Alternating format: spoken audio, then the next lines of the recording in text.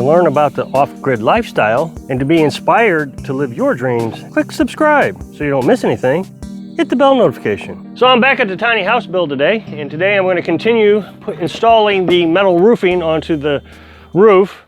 I've got 3 panels up, and I got to get 3 more panels up on this side of the roof. So I may only get 2 done. But my goal is, and I've said it in several videos now, is I want to get the chimney installed. And in order to do that, I got to get the metal roof on this side of the house done. The reason I want to get it installed is because Carolyn's working up here on the inside, and she's doing a fantastic job. I showed you this yesterday, but she got more done today. She's using her pallet wood that we got from a pallet guy. He takes pallets apart. These are all heat treated. They're not chemical treated. And this is turning out so nice.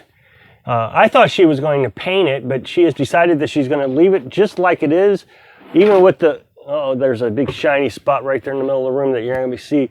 But there's, you know, they're just different colors. She really likes it, so we're going to keep it like that. She's not always hitting the studs, and I thought she was toenailing it down like this, but she's actually toenailing it right here, and that seems to be working really well. These are really solid, even though it's not on a stud.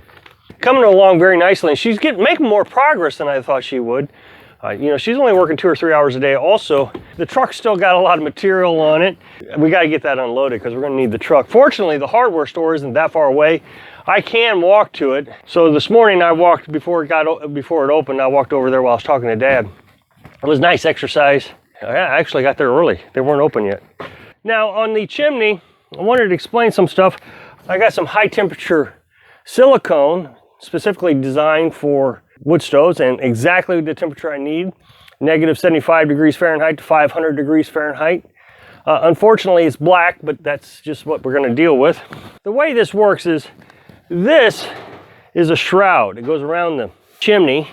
This end will slide up underneath the metal roofing and then come out on top of the metal roofing so the water can flow down. So imagine the metal roofing is going to be like this. So that means you got to cut the metal roofing like this and slide it up in there. And then you screw that down, and then you put this storm collar on. It's what it's called, a storm collar. You put that down over it, and this you have to silicone like that. And that keeps the rain from draining down into the house.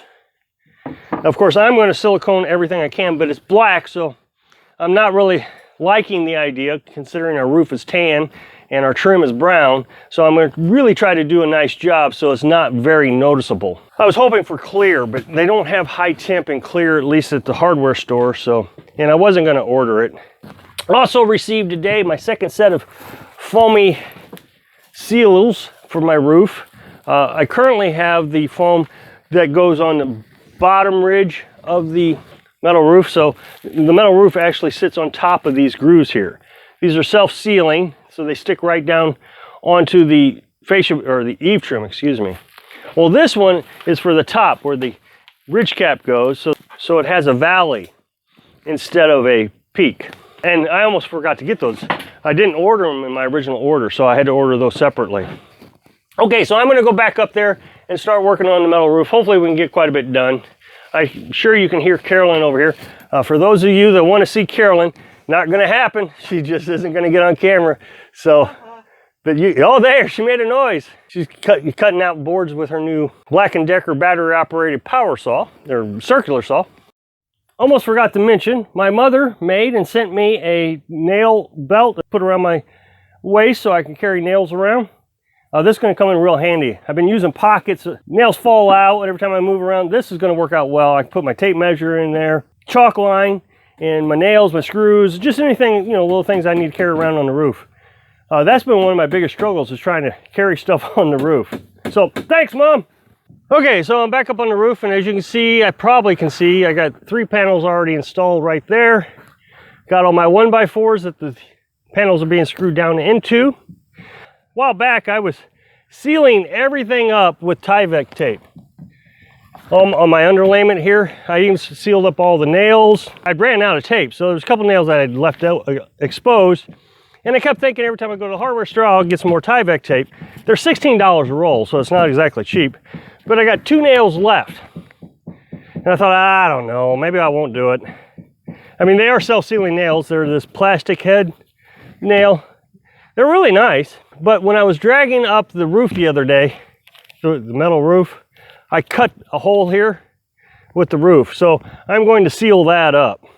So I went ahead and bought it. This seems like such a waste.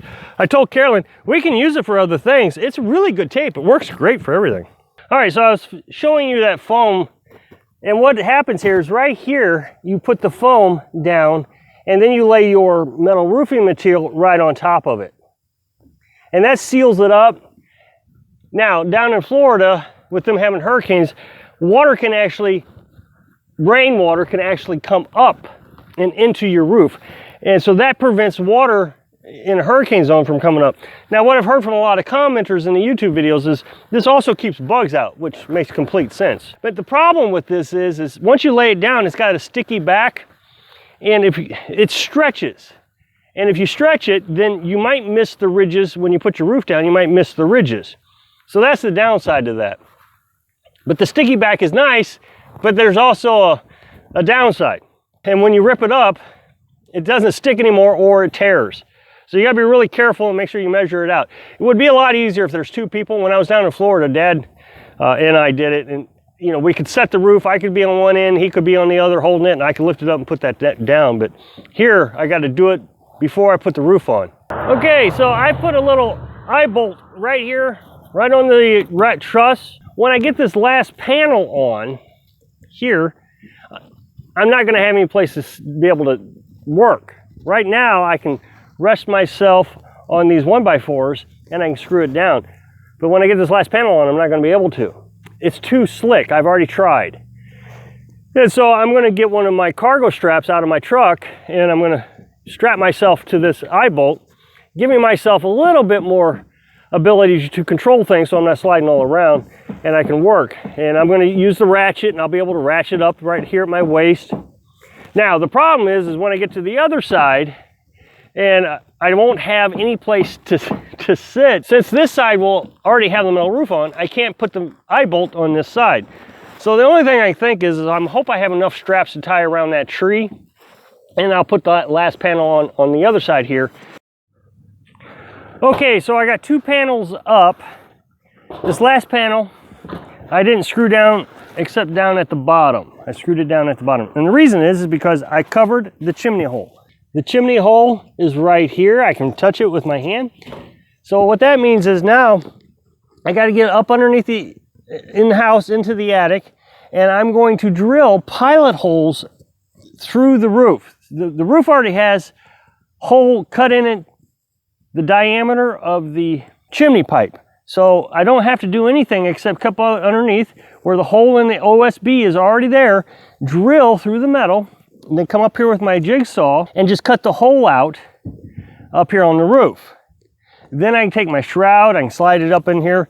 I'll have to get my grinder because I'll have to cut a line so I can get my shroud in there. So, and I considered doing it today, but I don't think I have enough time. It's 11:30 now. I need to be wrapping up, getting my tools put away. I'm really anxious about getting it done. This was the whole big deal, was I want to get the chimney in so Carolyn can be in a warm spot. So maybe by tomorrow I can start to have a fire put in. I don't have this last panel in. The reason I left this panel off is so I have a place to walk around while I put that big heavy chimney down the hole. It's 3 pieces, well 4 pieces if you count the chimney top. And so I don't want to have to be walking around on the metal roof sliding and having to use that strap that I was telling you about with this hook if I don't have to. So I'm going to leave it off. I'm going to cut my hole, put the chimney in, and then I'll put that last sheet in. I was actually considering maybe just coming up on this side with that last sheet and sliding it up here. Still doesn't explain how I'm going to do it over here, but at least this side I got figured out. I might have to make some scaffolding. That's what we did down at Dad's house. We made some scaffolding so we could walk around on. But man, I hate to do that because I'd have to go out and buy lumber to do it or tear apart my crates that were $150 a piece to ship the metal roofing supplies in that are supposedly returnable for store credit. I could use those, but again, I don't want to waste $150. And lumber is so expensive right now just to make a scaffolding, temporary scaffolding. I don't know. We'll figure it out. Again, I'm not going to get started on this today because if I have to cut a hole in it and then I don't get it finished, that would keep me up all night thinking about, you know, that hole in the roof. And I just don't like having unfinished tasks. I know the roof's not finished, but that's in my mind okay. But the chimney not being finished, that would drive me nuts all night. Go figure, who knows? My little quirks, I guess. Can't tell you how proud I am every time I do something on this job. I say that all the time, but it's absolute truth. I'm always very proud of my accomplishments. Regardless of what the haters say, that, you know, they could have this done in 10 minutes, you know, it's just a shed, what are you waiting for? To me, this is a huge mansion. I don't think I would want to build anything bigger than this. It would take me a lifetime to build it by myself. But this, it's a task that I can take little small bites and I make huge accomplishments. I hope I can inspire you to create something that you can do. Thanks for watching.